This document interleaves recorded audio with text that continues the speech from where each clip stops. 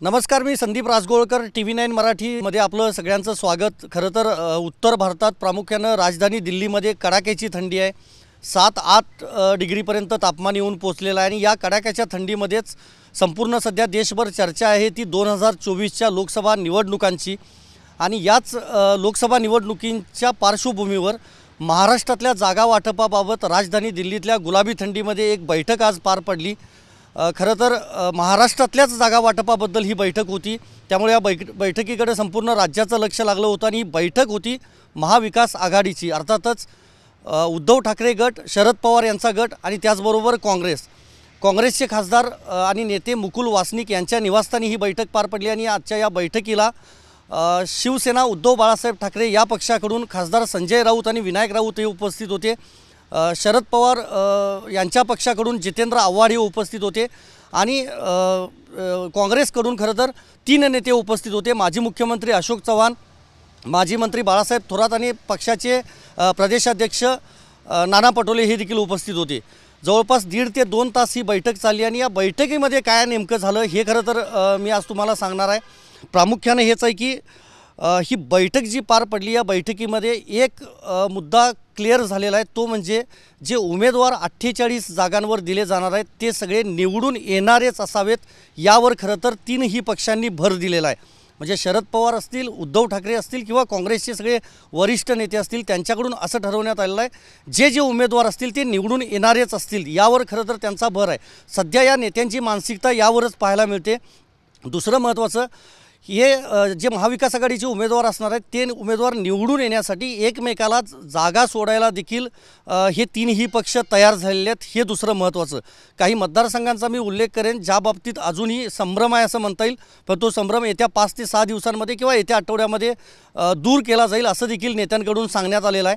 सगळ्यात महत्त्वाचं पश्चिम महाराष्ट्रातली एक जागा सांगावी लागेल ती म्हणजे कोल्हापूर ही जागा सध्या खरं तर शिवसेनेकडं एकनाथ शिंदे यांच्या पक्षाकडे आहे। पहिल्यांदा तिथले खासदार संजय मंडलिक हे उद्धव ठाकरे यांच्या पक्षामध्ये होते, मात्र शिवसेनेतली फूट पडल्यानंतर ते एकनाथ शिंदे यांच्या गटाकडं सामील झाले आपल्याला माहिती आहे।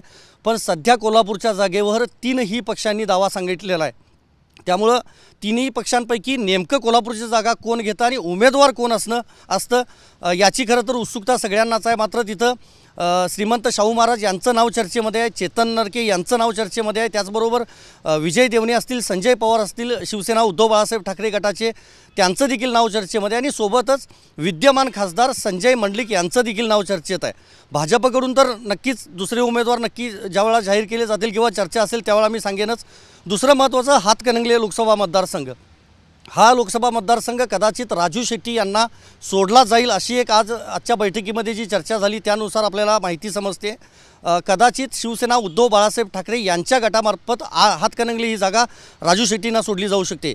सातारा ही जागा श्रीनिवास पाटील त्या ठिकाणी राष्ट्रवादी काँग्रेस शरद पवार यांच्या गटाचे खासदार आहेत, ती जागा मात्र कायमस्वरूपी शरद पवार गट आपल्याकडेच राहील अशी आग्रही मागणी त्यांनी केली आणि ती त्यांच्याकडेच राहील असं देखील सांगितलं जातं। काही जागा ह्या सोडायला देखील तयार झाल्यात, म्हणजे तसं सांगायला गेलं तर आता रायगड सुनील तटकरे हे अजितदादांच्या गटामध्ये सहभागी झाले आहेत। आता तिथं राष्ट्रवादी काँग्रेसला म्हणजे शरद पवार यांच्या गटाला काही प्रमाणामध्ये ताकद दिसत नाही, म्हणून ही जागा कदाचित शिवसेनेला उद्धव ठाकरे यांच्या पक्षाला सोडली जाऊ शकते। मावळ देखील जागा उद्धव ठाकरे यांना सोडली जाऊ शकते। भंडारा गोंदिया जागा देखील कदाचित काँग्रेसला सोडली जाऊ शकते अशी देखील एक शक्यता आहे। असं काही प्रमाणामध्ये जर चित्र पाहिलं तर वेगवेगळ्या मतदारसंघातलं हे चित्र सध्या तरी पाहायला मिळतं आजच्या या बैठकीमधून। दुसरं महत्त्वाचं जागा सोडण्यामागचा फायदा जर पाहायला गेला तर प्रत्येक पक्षाला असं वाटतं की निवडून येणारे खासदार असावेत। मी सांगितल्याप्रमाणे 48 पैकी 30च्या वर उमेदवार आपले कसे निवडून येतील यावर खरं तर महाविकास आघाडीनं भर दिलेला आहे। जरी मोठे नेते आजच्या बैठकीसाठी उपस्थित नसले तरी दुसऱ्या फळीतले जे नेते आहेत ते सगळेजण उपस्थित होते।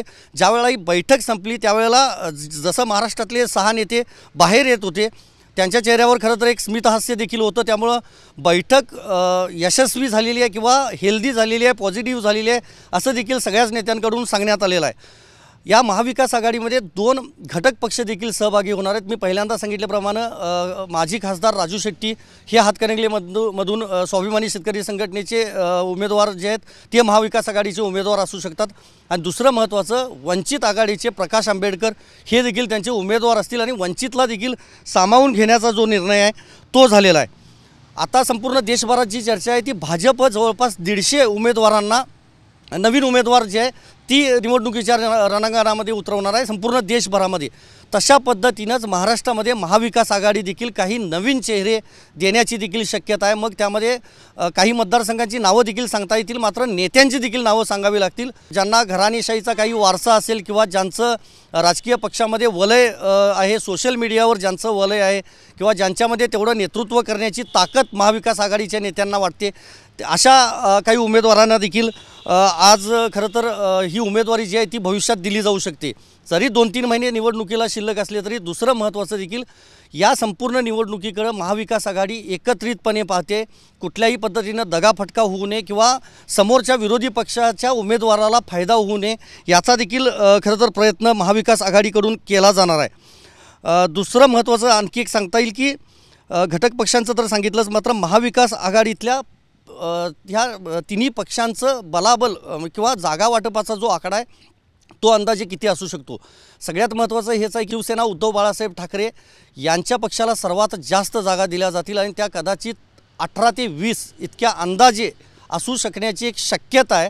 दुसरं महत्त्वाचं उरलेले 2 पक्ष म्हणजे शरद पवार यांचा पक्ष आणि काँग्रेस हा पक्ष साधारणतः 14 दोघांना दिल्या जातील किंवा 16 आणि 12 अशा देखील जागा ज्या आहेत त्या दिल्या जाऊ शकतात अशी देखील एक शक्यता वर्तवली जाते। आज ही बैठक राजधानी दिल्लीमध्ये पार पडलेली असली तरी महत्त्वाचं हेच आहे की या सगळ्याबाबतचा जो अंतिम निर्णय आहे तो मात्र 3च व्यक्ती घेणार आहेत। शरद पवार, राहुल गांधी आणि उद्धव ठाकरे हे तिघही नेते याबाबतचा अंतिम निर्णय घेतील।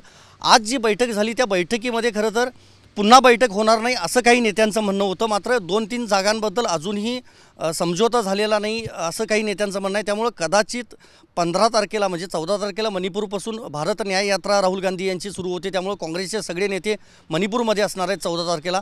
त्यामुळे 15 तारखेला कदाचित राजधानी दिल्लीमध्ये पुन्हा एक बैठक होऊ शकते, ज्या बैठकीला स्वतः मल्लिकार्जुन खरगे, सोनिया गांधी, राहुल गांधी, उद्धव ठाकरे, शरद पवार हे महत्त्वाचे नेते असू शकतात आणि त्यानंतरच शिक्कामोर्तब जे आहे ते केलं जाईल। पण प्रामुख्यानं 48 जागांसाठी आता महाविकास आघाडीनं कंबर कसलेली आहे असं म्हणता येईल। दुसरीकडे भाजपची देखील तयारी सुरू आहे। भाजपची बैठक असेल त्यावेळेला देखील त्या बैठकीबाबतचे किंवा जे काही उमेदवारीबाबतचे जागा वाटपाबाबतचे जे अपडेट्स आहेत ते तुम्हाला सांगण्याचा प्रयत्न आम्ही नक्की करू। मात्र महाविकास आघाडीच्या आजच्या बैठकीकडे संपूर्ण राज्याचं लक्ष लागलेलं होतं। आता जो फॉर्म्युला आहे तो फॉर्म्युला नेमकं प्रसारमाध्यमांसमोर कधी आणला जातो याचीच उत्सुकता आणि प्रतीक्षा असणार आहे। व्हिडिओ जर्नलिस्ट विनोद कुमारसह मी संदीप राजगोळकर, TV9 मराठी, नवी दिल्ली।